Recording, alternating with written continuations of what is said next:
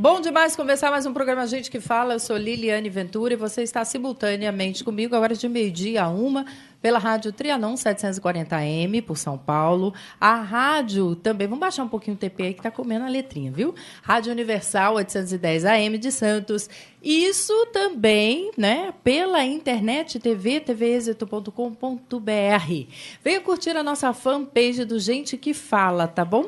Olha, e ao vivo, por telefone, também participam conosco. É o 11 50 81 3782.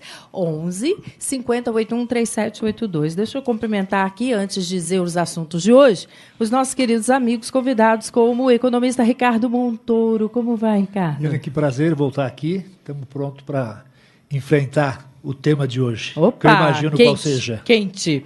O médico clínico geral Rubens Calvo está chegando e também conosco o advogado Paulo Arthur Góes, diretor executivo do PROCON. Como vai, doutor Paulo? Olá, Liliana, tudo bem? Um prazer mais uma vez estar aqui com você, os nossos ouvintes, com os nossos colegas aqui da mesa, doutor Drauzio Barreto, doutor Ricardo Montoro e, em breve, doutor Rubens Calvo. Também aqui conosco o doutor Drauzio Barreto, gente, que é procurador de justiça. Tudo bem? Prazer imenso estar aqui novamente no programa Gente que Fala, Liliane, e sempre muito bem acompanhado. A responsabilidade do debate aumenta muito pela qualidade da mesa que você monta, viu? Muito bem, que eu tenho que estender aqui a Zerilda Salvata, nossa coordenadora de produção, né, diretora de produção, e ao Fausto Camunha. E toda a equipe que trabalha com esmero para ter um programa de qualidade todos os dias para vocês. E aí, hein, gente? O Supremo decide reabrir julgamento do mensalão. Pois é, o Supremo Tribunal Federal resolveu reabrir o julgamento de 12 réus considerados pelos crimes de formação de quadrilha, lavagem de dinheiro no caso do mensalão. O novo julgamento deve ficar para 2014 e pode haver reexame de provas. Após a decisão, manifestantes jogaram pedaços de pizzas no tribunal, né? E na estátua em frente ao prédio que representa a justiça brasileira. Hoje até o tempo amanheceu chorando. É verdade. Fala aí, meu querido Ricardo Montoro, seu comentário. Liliane, realmente você fez uma metáfora muito interessante. Eu acho que o Brasil amanheceu chorando. Eu estava aqui nos bastidores conversando com meu amigo Drauzio Barreto, e ele falou, o programa foi feito para o doutor Paulo e para você. E eu brinquei com ele, eu acho que foi feito para todos os brasileiros, e com a formação que o Drauzio tem, eu acho que ele irá contribuir demais para esse debate. Eu estou realmente muito triste. Né? Eu sei dos argumentos, assisti grande parte da aula que foi dada ontem pelo Celso de Mello, mas todo embasamento jurídico, todo embasamento de ordem legal não me convence, né, em absoluto, talvez pela minha formação democrática, humana, né, em que eu sempre aprendi com meu pai, com o Franco Montoro, que quando você se defronta a justiça com o direito, opte pela justiça. Você falar que você vai julgar sem ouvir as multidões, para mim isso é um erro absolutamente desumano de um legislador. Por mais frio, imparcial, independente que seja, ele não pode deixar de ser um cidadão, de ouvir o clamor da sociedade, de ver o momento político em que as instituições do Brasil se encontram. Era uma oportunidade de ouro para afirmar junto à população de que existe autoridade aqui nesse país, de que os culpados são culpados e não deixarão de ser culpados. Isso é que é importante. Estava vendo no jornal, a pena dos condenados pode diminuir de 9 anos para 7 anos. Quer dizer, claro, pode mudar o regime, pode facilitar, mas eles estão condenados, porque foram condenados, já houve julgamento, já está comprovado, mais do que comprovado, a culpa, né, desse maior escândalo que eu acho que existiu na história da República, que é o mensalão. A compra de consciências, né? Não é a compra de voto, a compra de consciências, a compra de apoio parlamentar, absolutamente comprovado. Ficar restrito aos rigores da lei, me parece que isso é um problema que pode afetar diretamente a população. Era uma oportunidade que o Supremo tinha, de mostrar para a população que realmente é independente. Eu não me conformo absolutamente com a argumentação meramente jurídica do fato que afetou o Brasil e que vai afetar o Brasil por muito tempo. Muito bem, você pode e deve participar conosco no 11 50 81 3782 para também tratar desse assunto.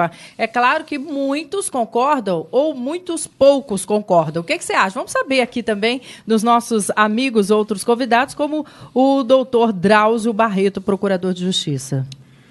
Muito bem. Sem a veemência e o calor parlamentar da família Montoro, eu entendo o seguinte. Claro que há uma expectativa enorme da população para que acabe essa percepção real da impunidade no nosso país, não é?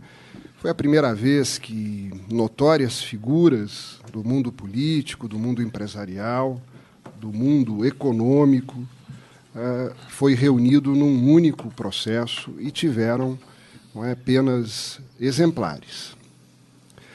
Ocorre o seguinte, não é às vezes complicado entrar nos meandros da nossa lei, da nossa legislação. A legislação brasileira é complexa, ela contempla uma série de situações que não estão no dia a dia da população. Apenas para reflexão, o nosso país tem mais de 1 milhão de leis, não é? E a lei diz que, o Código Civil diz lá, na sua abertura, não é, que a ninguém é permitido desconhecer a lei. Não é? E o melhor advogado, o melhor jurista, o maior estudioso do direito no Brasil, certamente não tem capacidade de conhecer, como se deve, 1% de 1 milhão de leis. Não é? Bem, aí nós passamos para o julgamento de ontem, de um incidente processual. Se caberia ou não caberia um recurso dentro do tribunal para analisar um aspecto daquela condenação, e não analisar a condenação. Com nome esquisito para a população, para todos, embargos infringentes. Não diz nada isso, não é? Embargos infringentes. Dirá para o mundo do direito, para aqueles que militam, que advogam, para os professores, as faculdades, devem estar dando aulas sobre esse tema em todas as salas de faculdade de direito. Mas a pergunta é esta: cabe ou não cabe um recurso, independentemente da gravidade dos fatos que foram levantados e que foi trazido ao conhecimento da população brasileira, que ficou chocada e que exige a punição de quem praticou atos de deslealdade com a democracia, não é? Eu prefiro, nesse momento, acreditar que o Supremo Tribunal Federal, no voto do ministro José Celso de Mello, promotor de justiça aqui do Estado de São Paulo, não é? Foi meu colega de trabalho durante longos anos.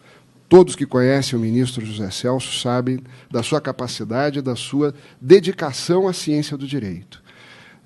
Que o voto dele foi um voto técnico, distanciado, como disse o nosso querido amigo Ricardo Montoro, distanciado desta paixão, deste clamor popular que exige o quanto antes que iniciem o cumprimento das penas a essas pessoas que foram condenadas.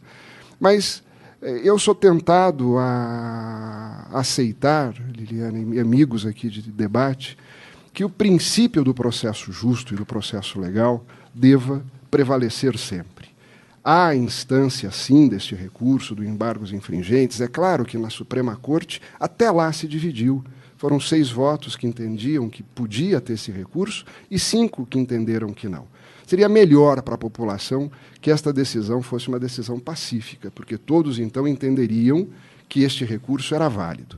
Eu vou me encurtar, porque o tema é por demais apaixonante e longo, mas apenas para reafirmar que este recurso existe. No ano de 1998, o então presidente Fernando Henrique Cardoso enviou ao Congresso Nacional uma mensagem de lei para suprimir e eliminar o recurso de embargos infringentes no Supremo Tribunal Federal em matéria penal, não é? E o Congresso Nacional não aprovou esta lei em 1998. De modo que, se não aprovou, está valendo a regra dos embargos infringentes. E quando a gente defende aqui o justo processo, o processo legal de defesa, nós não estamos aqui defendendo o ato criminoso. Nós estamos defendendo a forma. As pessoas devem ter o direito, por mais grave que tenha sido a infração cometida, de ter um julgamento isento, um julgamento justo dentro das técnicas do direito. Então, eu acho que o Supremo, neste momento, que reconheceu esse recurso, deveria, o quanto antes, deram 30 dias de prazo, dobraram o prazo para apresentação dos memoriais por parte dos defensores, de 12 dos réus, julgar esse processo. Que este recurso, o processo está julgado, não é? Desculpe a impropriedade, que este recurso seja julgado ainda nos próximos 3 meses que nós temos do ano de 2013, para que nós entremos em 2014 com esta página suja da história do Brasil virada. Não é? Agora, procurador, só para esclarecer um pouquinho para o nosso telespectador e ouvinte, né, pela Rádio Trianon 740M, não é que serão mudadas as penalidades, eles já foram julgados. Eles foram julgados e estão condenados. E condenados.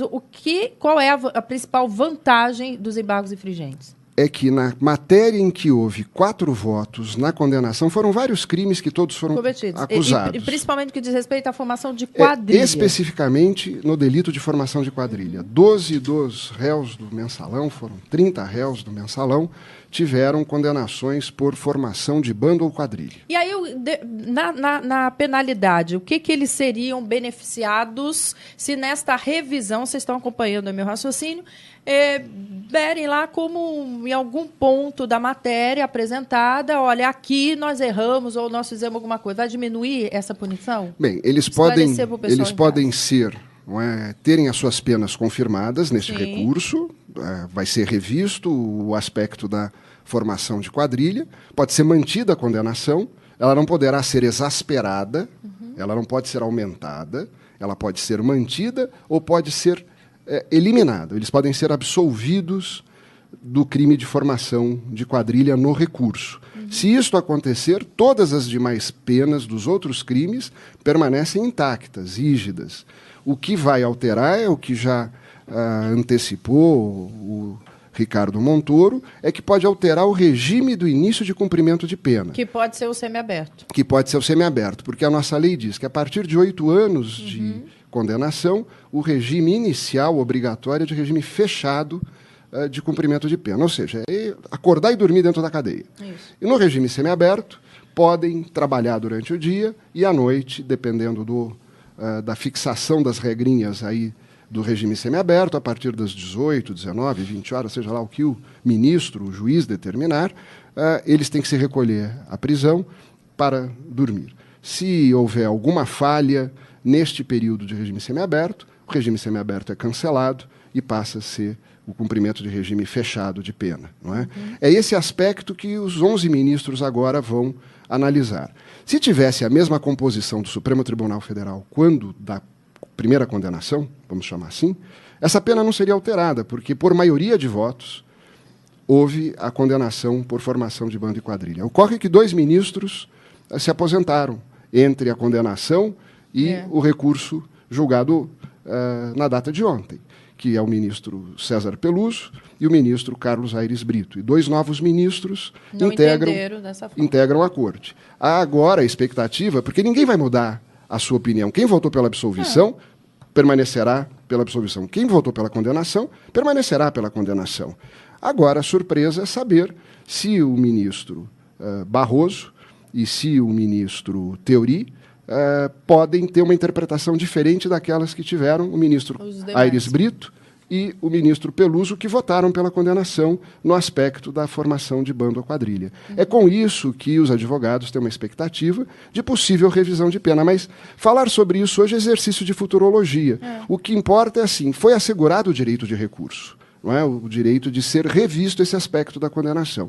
E acho que o Supremo não mereceria críticas por isso, porque ele está preservando o direito de todo e qualquer cidadão que vier a ser acusado de ter o duplo grau de jurisdição, de reexame em alguma condenação. Não só os políticos. Não só os esse políticos. Benefício. É que, neste caso, o Supremo era a primeira e última instância de julgamento em razão de foro privilegiado. Ficou, teoricamente, eliminado a possibilidade do duplo grau de jurisdição, que só acontece no Supremo em matéria penal quando houver esta divergência entre os juízes, entre os ministros. Quando 4 votam de uma maneira e 7 votam de outra maneira, não é? Ou 6 de outra maneira, porque nem sempre o presidente vota, ele exerce o voto de Minerva. É que o ministro, hoje presidente, Joaquim Barbosa, foi o relator do processo, e ele votava, e o ministro Aires Brito, que era o presidente naquela ocasião, também fazia questão de registrar o seu voto, apesar de não ser mandatório nas hipóteses que não ocorra empate na votação entre os ministros. E o senhor fique muito tranquilo, que a sua fala foi muito breve, diante, inclusive, do ministro Celso Mello, que eu fiquei ontem esperando 2 horas para ele dar uma sentença. Eu esperando, e o Brasil esperando. Enfim, um juridiquês que cabia ali, né, na ocasião, na gravidade, importância daquela instituição, mas dizer que nós aprendemos muito com a sua explanação agora, viu? Muito obrigado. Olha, você pode e deve participar conosco, 11 50 81 3782 é o telefone do ouvinte. Vamos ouvir também a fala do advogado Paulo Arthur Góes, diretor executivo do PROCON. Como se sente como cidadão e advogado, homem da justiça também, né? Bem, Liliane, depois do que foi dito aqui pelo doutor Ricardo, pelo doutor Drauzio, eu acho que nossos ouvintes, eu também aprendi aqui, foi para mim uma lição, uma aula, e nós temos o contraponto aqui, muito bem colocado, né? O que caberia a mim aduzir ou acrescentar aqui seria o seguinte: nós temos que tirar alguma lição disso. Né? A nossa sociedade tem que tirar alguma lição disso. Né? Se, sob a ótica da maior corte do país, ou da maioria desta corte, deu-se cumprimento à legislação, sob a ótica da maior parte da população desse país, graçou à impunidade. Me parece que talvez essa seja uma oportunidade, mais uma oportunidade, eu diria, para que se fomente, se inicie mais uma vez a discussão do nosso sistema processual, do nosso sistema processual penal, enfim, onde nós temos um emaranhado de regras, de possibilidades, de recursos que permitem situações como essa, onde pessoas que já julgaram tenham que dizer de novo a mesma coisa que disseram. Né? Então, eu diria que hoje acho que a população anseia e clama por isso. E os nossos legisladores, os nossos políticos, os nossos representantes precisam dar uma resposta a isso. Muito bem, 11 50 81 3782 é o telefone do ouvinte. Eu, humildemente, digo o seguinte: eu já aprendi o que é bando e o que é quadrilha.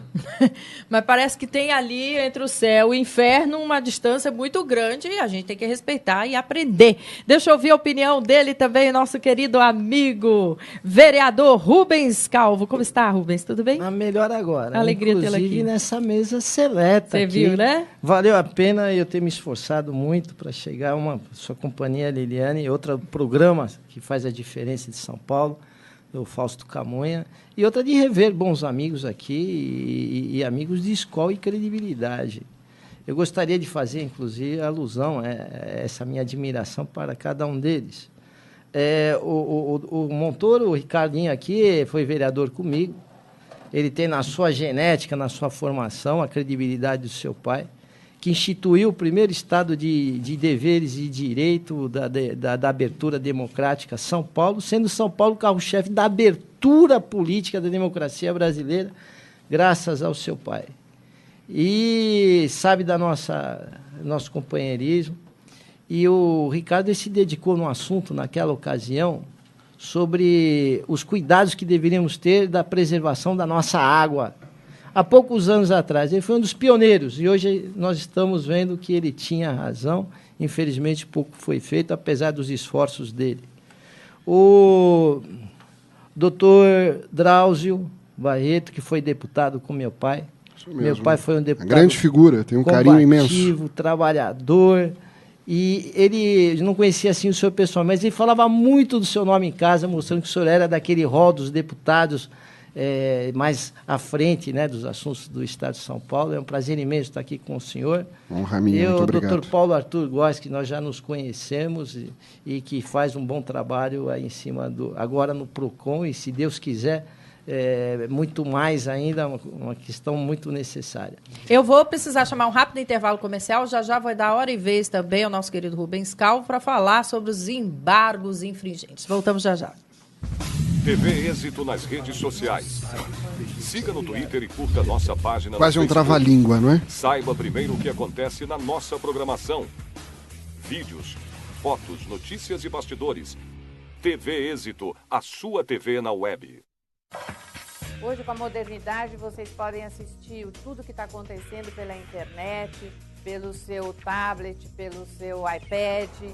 E parabéns à TV Êxito por essa abertura a mais para os nossos dias de hoje. Gente que fala, e agora vamos ouvir rapidamente o meu querido Dr. Rubens Calvo, clínico geral e também vereador afiliado ao PMDB, sobre os embargos infringentes. Eu sou médico de uma família de médico, de formação de médico.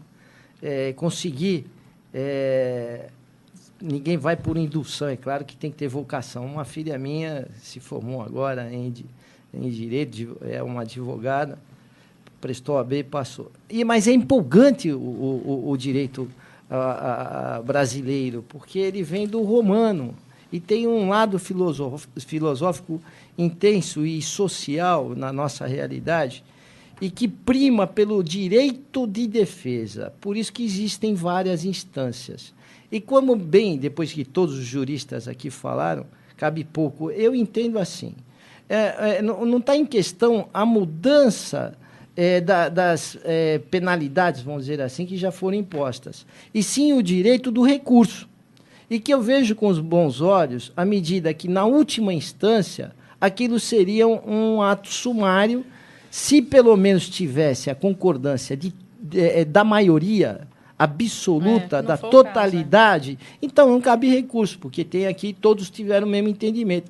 Mas já que houve a divergência, que fosse que divergiu com uma nova tese, deveria ser verificado e colocado novamente as razões por que ser analisada pelos demais. Então, eu acredito que só foi feito uma coisa que me empolga no direito brasileiro, que é o direito de ampla defesa e das várias instâncias de recurso. Está no último, como bem explicou, só restava isso que rege no estatuto, no regimento interno, aliás, esse direito. Os advogados, que são dos melhores aí de defesa dos réus, conseguiram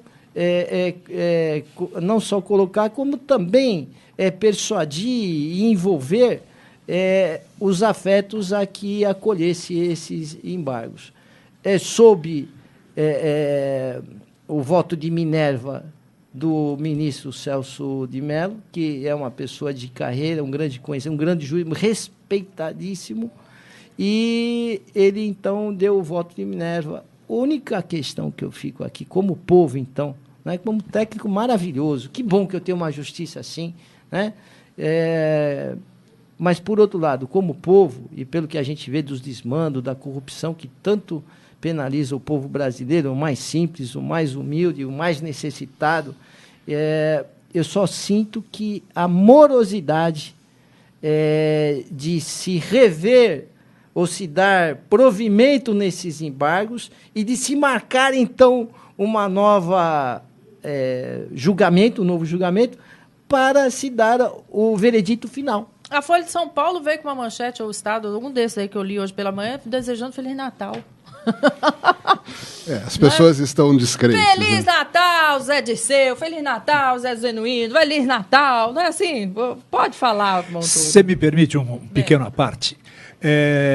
Eu volto a insistir na tese, o Drauzio, de que esse julgamento ele não pode ser meramente dentro das cláusulas contratuais, né, da nossa Constituição. Senão, você estaria fazendo uma crítica de que está contra o direito de defesa do Joaquim Barbosa, do Luiz Fux, da Carmen Lúcia, do Gilmar Mendes, do Marco Aurélio, que sabem perfeitamente do direito e sempre lutaram pelo direito de defesa. Só que eles assumiram uma postura maior do que meramente o estatuto, a lei formal e fria, né? Eles foram além disso. Eles sentiram que o momento era diferente. Outra coisa que eu acho que foi o Gilmar que citou, e o Drauzio colocou aqui também, os 11 hoje mudaram 2. Podiam ter mudado 3, 4, 5. Como é que é possível um Supremo Tribunal resolver um julgamento e um outro colegiado, né, digamos, modificar aquilo que foi... embora eu tenho críticas, imagino que muitos têm também, da maneira como o indicado é indicado, mas isso não está em discussão agora, mas é um outro, são 2 que saíram, poderiam ser 4, 5, poderia ir por água abaixo todo aquele julgamento que o Supremo fez, né? Então, me parece, e eu insisto em dizer, que você não pode julgar, né? Eu guardei essa frase porque foi repetida pelo Celso de Mello e pelo Barbosa, né? Eu vou julgar sem ouvir as multidões, como se isso fosse qualidade, gente. Isso não é qualidade. Você tem que ser justo, né? E eu ponho em dúvida aqui se esses 5 ministros honrados que votaram contra, se por acaso eles votaram contra a liberdade de defesa. Em cima dos preceitos que eu estava dizendo sobre o lado filosófico, no meu entender, é preferível você refutar 10 verdades do que aceitar uma mentira. Então, por isso que as coisas têm que ser muito bem analisadas. No acolhimento desses embargos infringentes, acredito que os próprios advogados de defesa e os que analisaram já esgotaram todas as possibilidades. O que eu não entendo é um ato contínuo. Então, já que se marque já daqui 15 dias, no máximo um mês, para que esses novos, então, tomem mais pé do que está acontecendo, mais do que foi alardeado pela imprensa e pela vontade popular, e se tome a última decisão final, porque aí não cabe mais recurso. E aí ninguém vai ter, só que vai caber os justos experientes, que assim ó, é um termo dos advogados, aqueles que se sentiriam injustiçados por esses ritos todos. Agora, o Poder Judiciário não tem que ouvir o povo, é um poder extremamente técnico. Quem tem que ouvir o povo somos nós políticos. E que, de repente, poderiam estar criando leis, então, que protegeria melhor o povo contra os desmandos, a corrupção. Está entrando agora no Congresso algo que nós fizemos lá na Câmara, e você lembra muito bem, em algumas moções, tornando corrupção crime hediondo. Porque à medida que tira dinheiro de remédio de doente que está morrendo, comida de criança que está na escola, que muitas vezes vai para a escola para poder se alimentar subnutrida, isso é hediondo. Então, são coisas que são de encargo dos políticos, e os juristas têm que esgotar todos os recursos de julgamento. Eu penso assim, eu não acho que foi apenas uma pressão política de um lado, de maus políticos, enxovalhando muito mais, infelizmente, essa política linda de história brasileira, de luta que muita gente morreu para chegarmos ao estado que está, delas vida nas ruas, em combate na rua para adquirirmos a democracia. O seu pai foi um dos precursores disso, graças a Deus, do lado do bem. E, do outro lado, o povo oprimido, o povo enganado. E eu acho que não tem que levar esse embate agora para o campo político e menosprezar e desprestigiar muito mais o Congresso, porque eu acredito na instituição. É preferível você, de repente, ter várias denúncias e meios de corrigir esse Congresso do que ter um Congresso fechado, como nós já tivemos na história passada do Brasil. Posso só, sobre o assunto, ainda falar mais uma coisinha? Nesses longos meses que o julgamento do Mensalão ficou exposto ao país, muito se falou sobre justiça, sobre direito, sobre crimes, não é? E todos nós amadurecemos juntos, não é? As pessoas que não têm um conhecimento das praxes judiciais, e às tantas horas, porque todo mundo opinou sobre isso. Há uma corrente, e aí a propósito do que nós estamos falando, do clamor das ruas, não é? De ouvir a população. Há uma corrente, isso há décadas existe, chamado direito alternativo, uma corrente de pensamento, uma corrente filosófica, e que alguns juízes, alguns advogados, alguns promotores tentam adotar no seu dia a dia, inclusive. O que é o direito alternativo? O direito alternativo seria que no conflito entre o justo e o legal, fica-se com o justo e abre-se mão do legal. Aí começam, talvez, os problemas. Porque o que é justo para um pode não ser exatamente justo para outro. A certeza da lei é que nos estabelecerá este justo, se houve excesso ou se houve cometimento na aplicação da reprimenda penal. Se nós, num determinado momento, admitirmos que entre o justo, que é ouvir então o que as pessoas querem, agora, cadeia já, e que torço para que sigam para a cadeia, mas dentro de um processo legal, nós desprezarmos a legalidade, talvez estejamos abrindo precedentes para coisas que não sejam positivas. Esses 5 foram contra a legalidade? Os 5 não é votaram? isso, Ricardo. A questão é a seguinte: há possibilidade de recurso ou não há? Essa foi a discussão que terminou ontem. Há uma dúvida nos processos de competência originária do Supremo Tribunal Federal se existe esse duplo grau de jurisdição. Lá no regimento interno do Supremo, que vem desde o início do século passado, há a previsão que, na divergência de 4 ministros, são permitidos os embargos infringentes. Como dizendo, como aqui não cabe recurso em processo originário...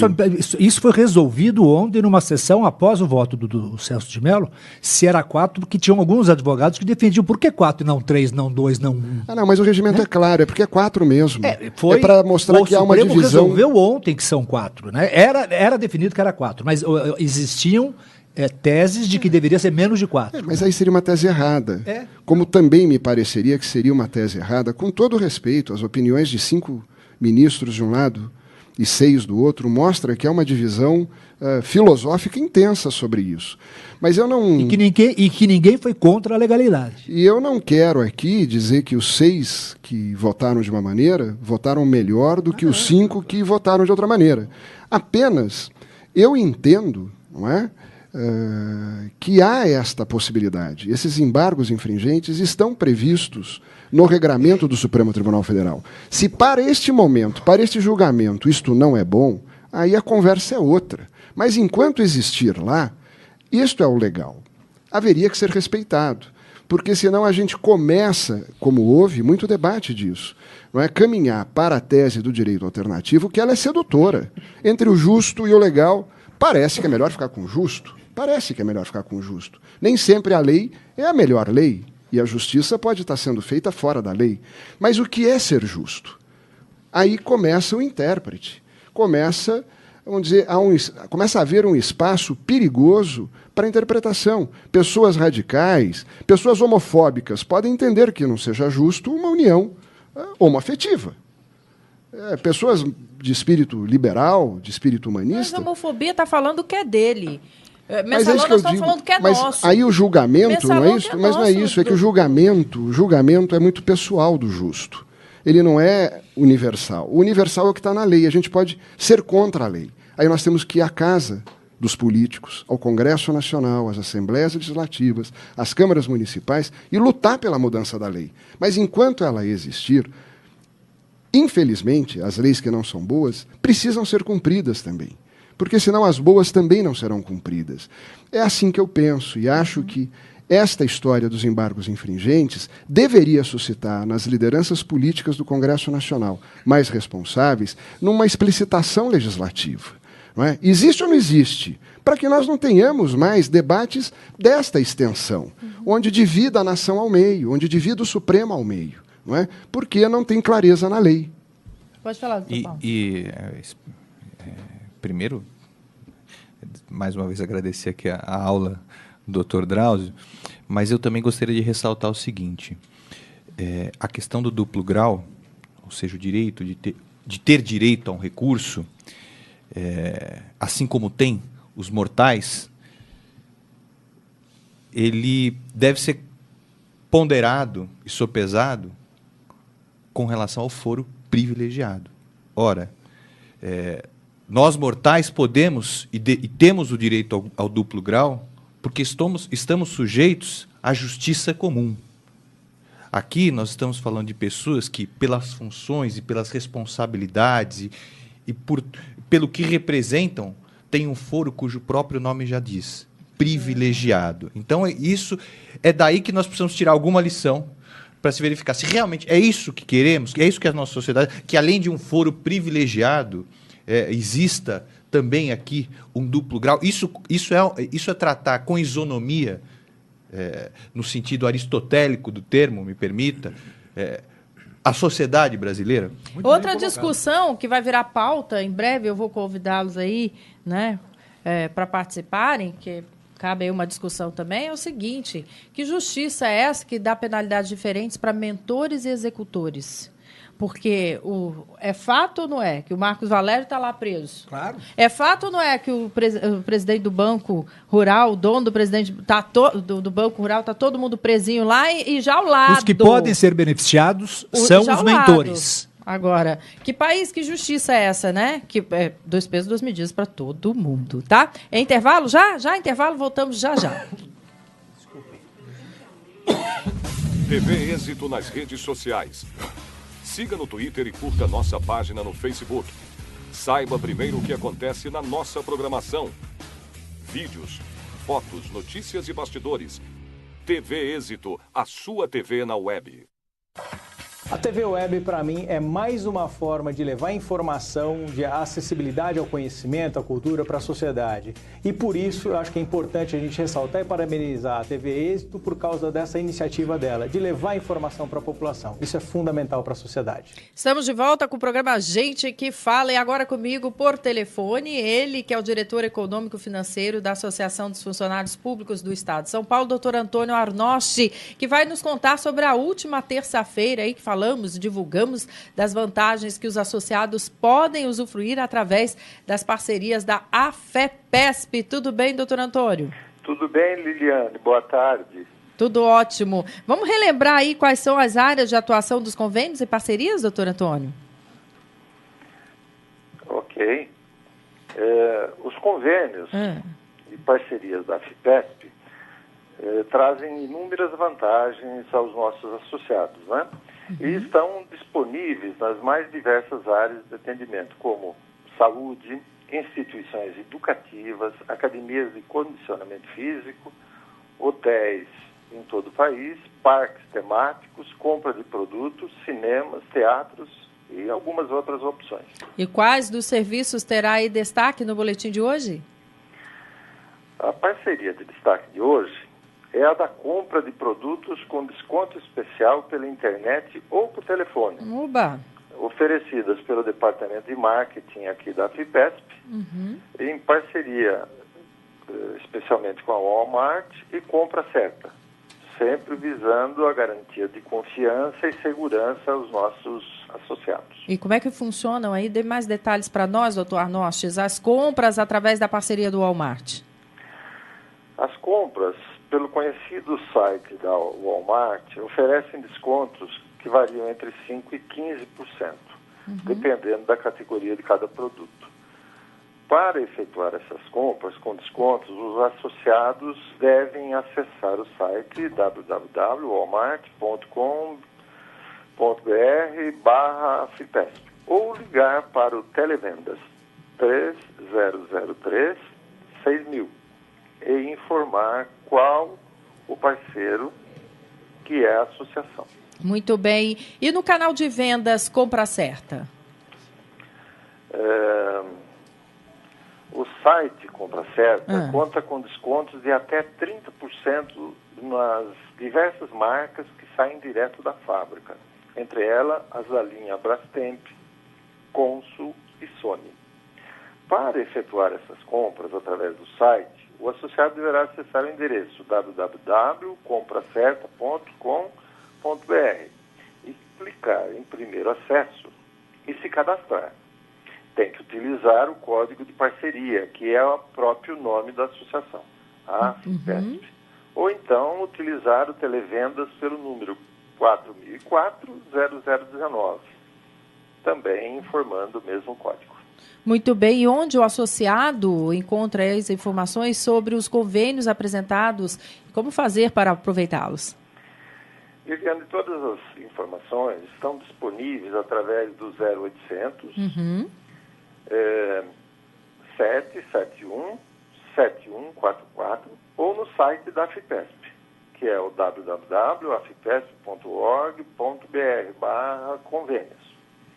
Vale destacar que os convênios são intermediados pelos setores e coordenadorias desta associação, que visam sempre os melhores serviços e descontos para os nossos associados.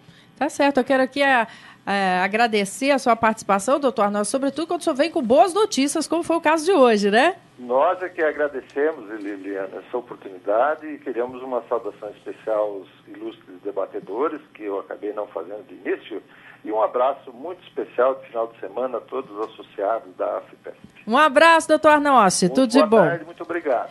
Até logo. Olha, deixa eu aqui, nós vamos chamar mais um comercial, é isso? Já um comercial, Zenilda? Vamos lá.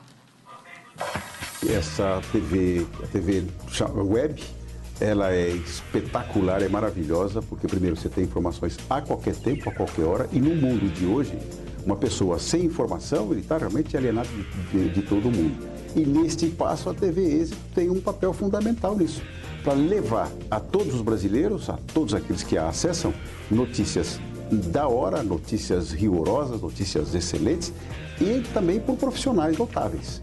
Então, tudo isso aí leva realmente a nós termos que cumprimentar a TV Êxito pelo seu sucesso e pelo papel brilhante que faz na sociedade brasileira. TV Êxito nas redes sociais. Siga no Twitter e curta nossa página no Facebook. Saiba primeiro o que acontece na nossa programação. Vídeos, fotos, notícias e bastidores. TV Êxito, a sua TV na web. Muito bem, estamos de volta com o programa Gente que Fala. E agora vamos comentar com vocês aí dos 23 anos que nasceia o Código de Proteção e Defesa ao Consumidor. Já 23 anos de PROCON? De PROCON, 36. Jamais, né? Só do Código são 23. O PROCON é anterior ao próprio Código de Defesa do Consumidor. Aliás, o PROCON São Paulo, assim como o Ministério Público de São Paulo e outras entidades importantes, como o IDEC, entidades civis, enfim, foram muito importantes na própria criação do Código de Defesa do Consumidor, né? No movimento de defesa do consumidor no nosso país. E o Código de Defesa do Consumidor é uma lei que costuma-se dizer que é a lei que pegou. Né? Uma lei cidadã, assim como a nossa Constituição. A defesa do consumidor, o direito do consumidor, a proteção do consumidor no nosso país é uma garantia constitucional, ou seja, todo mundo aqui, é um dever do Estado proteger o consumidor. Por isso que existe o PROCON, existem os juizados especiais, as delegacias do consumidor, o Ministério Público. E nós podemos dizer assim, ainda há um longo caminho, viu, Liliana? O consumidor ainda sofre muito aqui no nosso país. Nós vemos, por exemplo, que aqui no Brasil, hoje você compra um aparelho celular, apresenta um defeito, você quer trocar, é uma via crucis, né? Essas mesmas empresas fora do nosso país, em outros mercados, como o mercado europeu, o mercado norte-americano, você tem um produto lá, você apresentou ele no balcão, recebe outro na hora, não tem problema, na hora, não tem discussão. Nós precisamos chegar lá, mas também temos que dizer a verdade que muita coisa avançou. Claro. Muita coisa avançou. Vamos tomar por base, doutor Drauzio, doutor Ricardo, doutor Rubens Cal. Há 20 e tantos anos atrás, sequer prazo de validade os produtos tinham. Hoje, a mera exposição de um produto com prazo de validade é crime pela legislação, entre outras coisas, né? Agora, precisamos avançar. O saque das empresas precisa funcionar, as empresas precisam saber ouvir melhor o seu cliente, o seu consumidor, dar atenção a ele, porque não faz sentido hoje o Estado tem que administrar um conflito que nasceu no âmbito de uma empresa privada que não soube ali dar voz e ouvir o seu consumidor, que tem que procurar, então, o Poder Judiciário, o PROCON, o juizado, enfim. Então, é isso que se espera. E, a esse propósito, me permita aqui destacar que na nossa Assembleia Legislativa, ontem foi aprovado um importante projeto de lei. Quero aqui dar os parabéns ao deputado Fernando Capês, porque é o autor do projeto, que agora segue para a sanção do nosso governador, e que prevê que as empresas mais reclamadas aqui no Estado de São Paulo, no cadastro de reclamações fundamentadas da Fundação PROCON, que é um dever legal também do nosso Código de Defesa do Consumidor,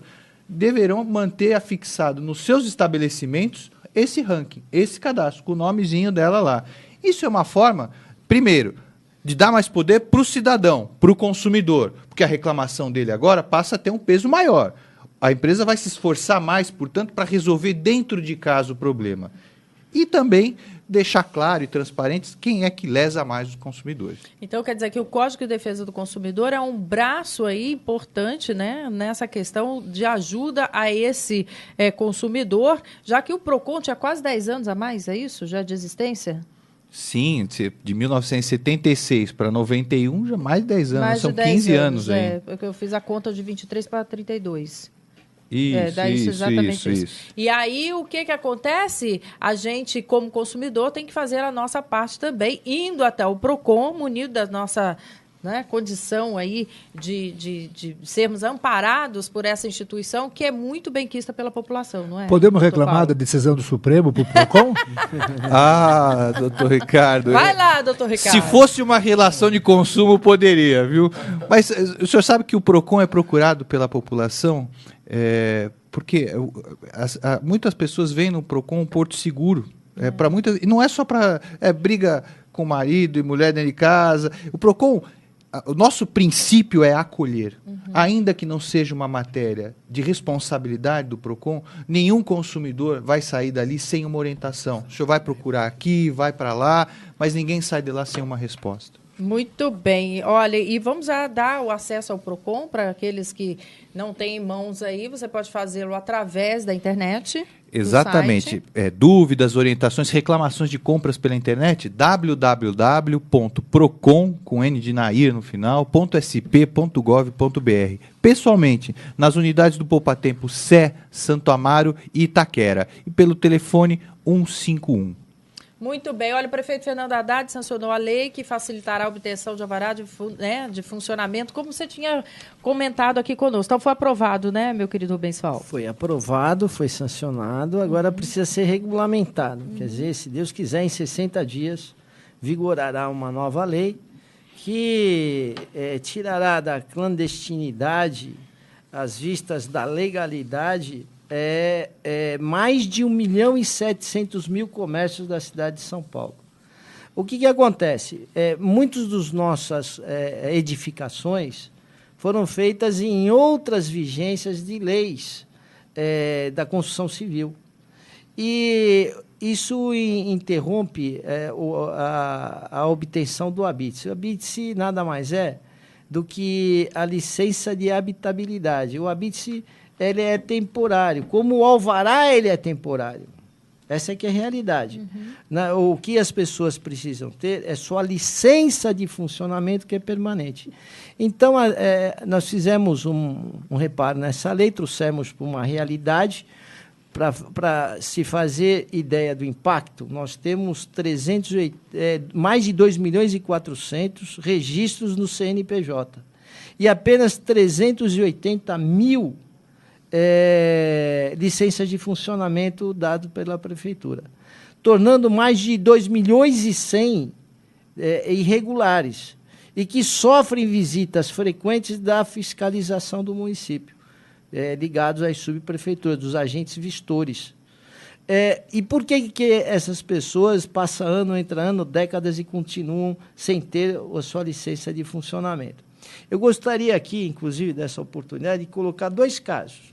Um deles é de um empreendedor, inclusive da Zona Norte, que começou fazendo lá doces e, de repente, cresceu o seu negócio e ele foi convidado, pela excelência do seu trabalho, a abrir franquias. Só que o governo federal, para emitir a permissão das documentações necessárias para os franqueados, necessita que ele tenha uma licença de funcionamento. Por outro lado, outros empreendedores e comerciantes menores colocam que há décadas que não têm o seu alvará, entram com o pedido é indeferido, e mesmo assim são submetidos anualmente à fiscalização com multas, desconforto, e que também não podem expandir o seu negócio. Qualquer convênio que você venha fazer, você precisa mostrar que você está regular. Então, isso traz para dentro dessa regularidade, dentro de uma legalidade, mais de 1.700.000 comércios na cidade de São Paulo. Não quer dizer que isso facilita, que isso dê margem para a insegurança. Por exemplo, quem lida com alimento precisa ainda das fiscalizações e do alvará expedido pela vigilância sanitária. Quem tem atividades de periculosidade vai precisar de outros laudos, inclusive laudos de engenheiros técnicos e inclusive dos bombeiros. Isso não facilita o comércio aberto ou as casas de show, como nós vimos acontecer no Rio Grande do Sul, que por falta de área de escape, por falta de material que não seja inflamável, por falta de ventilação, acabou lá num incêndio, num acidente ou provocado, vai saber. O que importa é que o resultado foi comovente, porque faleceram lá centenas de jovens. Essa lei não facilita as irregularidades no que tange a vigilância sanitária e muito menos na segurança da frequência do imóvel. Mas, hoje, um engenheiro, um escritório reconhecido, com laudo técnico de se responsabilizando pela habitabilidade, mais o laudo dos bombeiros, que vem da segurança em momento como esse de incêndio, por exemplo, que tem que evacuar o local com muita rapidez, dando o ok, ele já tem um registro automático, como o Kassab iniciou, através até da internet, dos seus registros da internet.